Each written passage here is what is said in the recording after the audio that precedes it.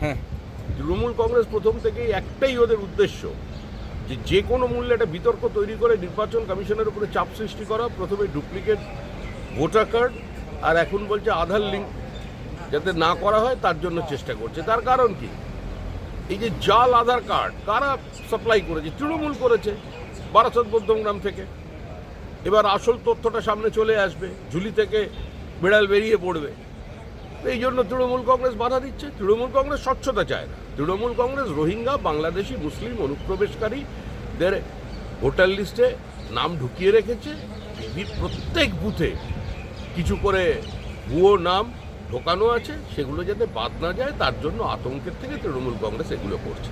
তৃণমূল কংগ্রেসের উদ্দেশ্য এক, এবং তার দিকেই তৃণমূলের লক্ষ্য যে কোনো মূল্যে জালিয়াতি, দখলদারি, ভোটার লিস্টে কারচুপি করে নিজেদের ক্ষমতা ধরে রাখা। কিন্তু এতে খুব একটা লাভ হবে না, তৃণমূলের বিসর্জন নিশ্চিত।